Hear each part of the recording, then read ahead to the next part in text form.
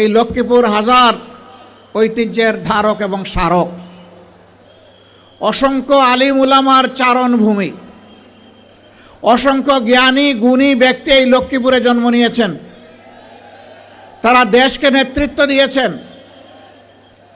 কিন্তু বাংলাদেশের স্বাধীনতার পর একটি গোষ্ঠী আমাদের প্রিয় লক্ষ্মীপুরকে সন্ত্রাসের জনপদে পরিণত করেছিল। বিশেষ করে একটি কুখ্যাত পরিবার, আপনারা সবাই তাদেরকে চিনেন, জানেন, আমার চাইতে বেশি চিনেন। এই সন্ত্রাসীরা আমার ভাই ডাক্তার ফয়েজ আহমদ, যাকে বলা হতো মানবিক চিকিৎসক, তাকে সহ অসংখ্য দেশপ্রেমিক মানুষকে তারা খুন করেছে। তবে যতদিন তারা ক্ষমতায় থাকে ততদিন তারা রাজা, আর যখন ক্ষমতা হারায় তখন তারা গর্তের ইঁদুর। এখন কি রাজার হালতে আছে তারা?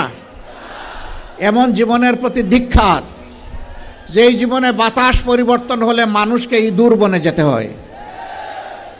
এমন রাজনীতিকে ঘৃণা করি, যেই রাজনীতি করতে গিয়ে দেশ ছেড়ে পালাতে হয়।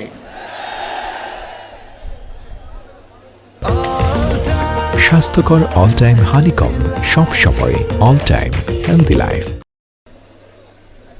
আসুন এমন জীবন গঠন করি, যেই জীবন সর্বাবস্থায় আমার জন্য সম্মানের হয়। ফাঁসির রশিতে ঝুললেও যেন সম্মানের হয়, ফাঁসির পাতাটনের উপর দাঁড়ালেও যেন সম্মানের হয়। আবু সাইদের মতো বুক পেতে গুলি নিলে সেটাও যেন আনন্দের হয়। এমন জীবনই রাজনীতিবিদের জীবন হওয়া উচিত। প্রিয় সম্মানিত ভাইরা, এই 24-এর পট পরিবর্তনে লক্ষ্মীপুর একদিন আগে স্বাধীন হয়েছে। লক্ষ্মীপুরবাসীকে মোবারকবাদ। বাংলাদেশ স্বাধীন হয়েছে 5 আগস্ট অথবা 30 জুলাই। আপনারা আল্লাহর পক্ষ থেকে স্বাধীনতা পেয়েছেন 4 আগস্ট, কিন্তু বিনামূল্যে নয়, অতি উঁচু মূল্যে। 11টা তাজা প্রাণ এই শহরের মাটিতেই ঝরে গেল। জালিমদের হাতে এইভাবে যুগে যুগে যারা দুনিয়া থেকে বিদায় নিয়েছেন, আমি তাদেরকে গভীর শ্রদ্ধার সাথে স্মরণ করছি। মহান রবের দরবারে দোয়া করছি, আল্লাহ যেন তাদেরকে শহীদ হিসাবে কবুল করেন।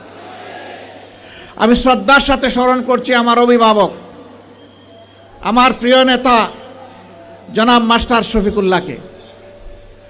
আমি স্মরণ করছি আমার সিনিয়র সহকর্মী জনাব অ্যাডভোকেট আবুল কাশেমকে।